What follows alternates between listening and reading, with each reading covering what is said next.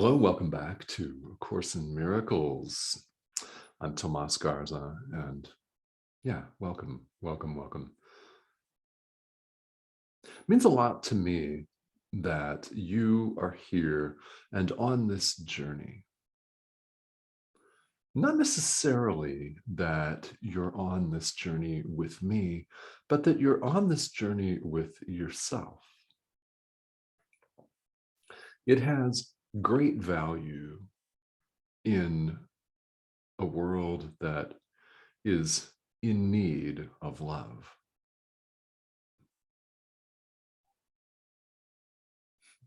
Simply put, every prayer is an act of love. Every act of forgiveness is an act of love. And it's very important to understand the power of what you're doing. Because even as teachers, even as reverends, as ministers, as instructors, right? No matter what your title is in the world, how you hold yourself out professionally, personally, etc., we don't often recognize the true power of what we're doing. In changing our minds, in accepting healing for ourselves, we are making some tremendous impact.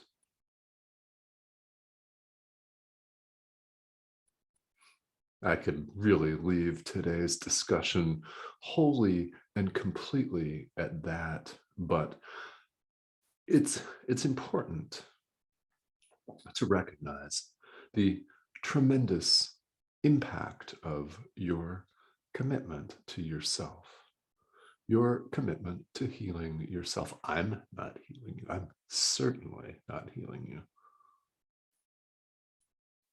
This doesn't heal you. By accepting healing for yourself, however, you can do so much. You are that powerful. So I hope that this message is something that you'll play back. I mean, you may end up playing it back one day at 4 o'clock in the morning. I don't know. That's why I show up. This is why I have a podcast, by the way. This is why I have this live stream, because you do not know who you're going to impact, where and when.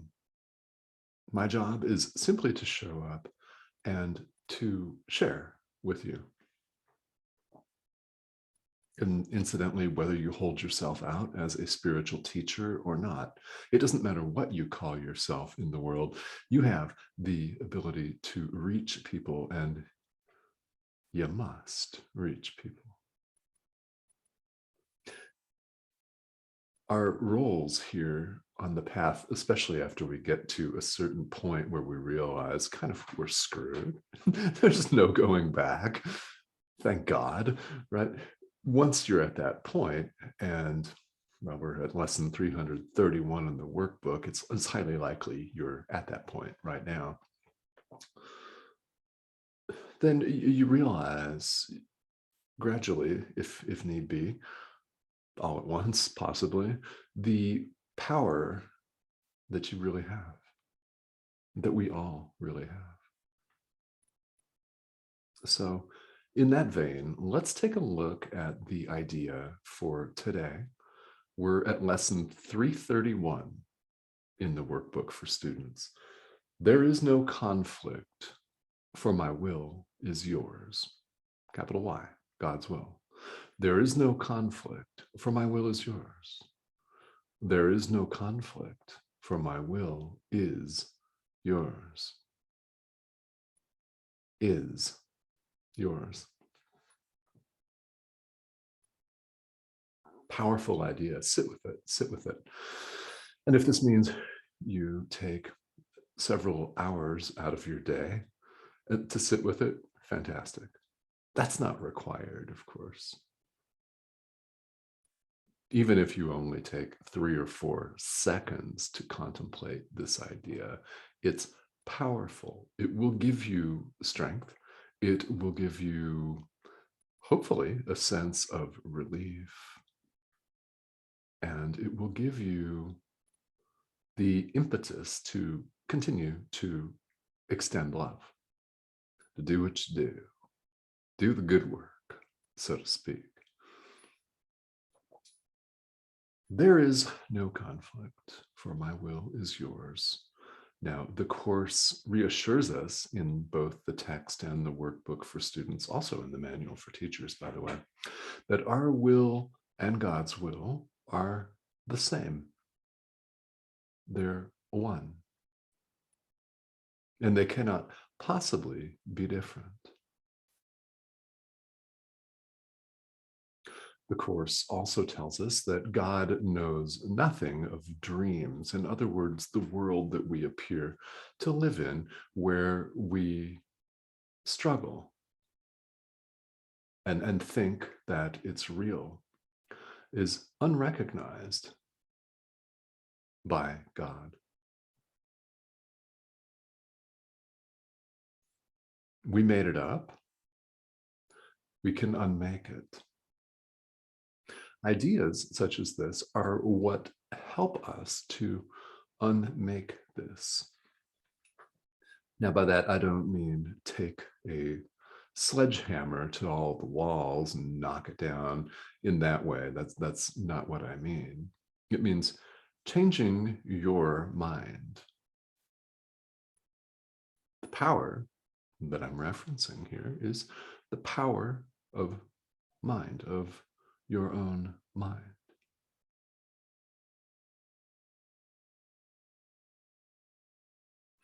People talk in the Judeo-Christian tradition, at least, about the ability to move mountains. Well, yeah,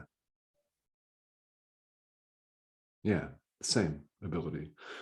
There is no order of difficulty in miracles. There's no order of difficulty in healing. The outward appearances may vary. That's the world we live in. That's the world where there appears to be this conflict that we're talking about, and we're saying there is no conflict. Well, you could certainly wish to debate that, and you could debate it on end if you want to. Because when you pick up your social media feed after watching this video, you may find a whole lot of conflict.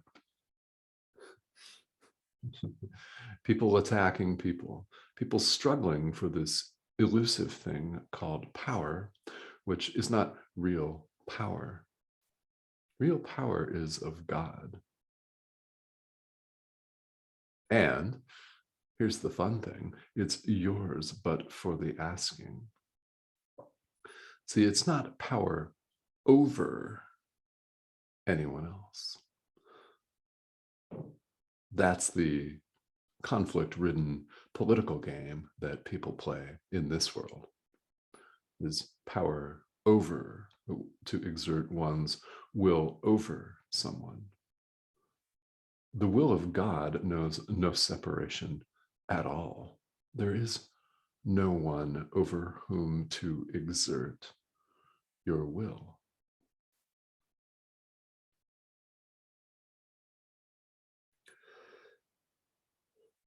There is no will except the will of love, the will of God, God being love.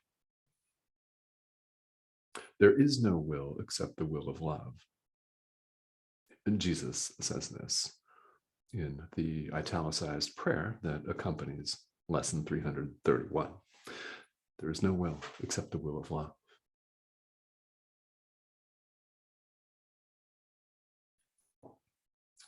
This is an example that I like to use, and that, well, I'm certainly not alone in using amongst the spiritual teachers in this world.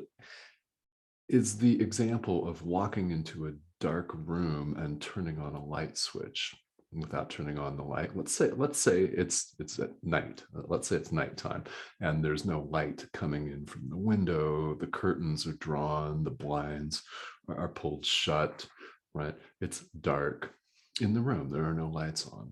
You walk in, flip on a switch. What happens to the darkness? It vanishes instantly, as though it were never there.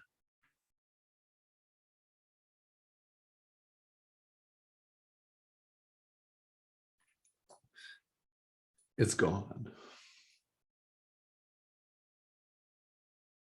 This is what happens when we forgive.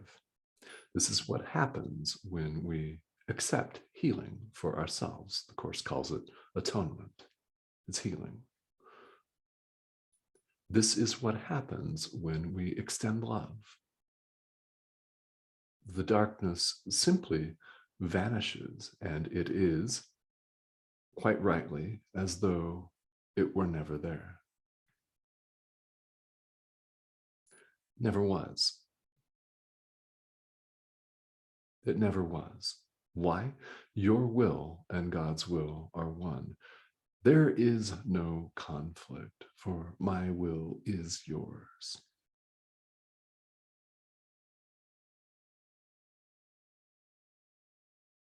There can be nothing to conflict with the will of love. It's all-encompassing, it's total. And for that, let us be really, really, and I mean really grateful. Thank you all, as always, for tuning in.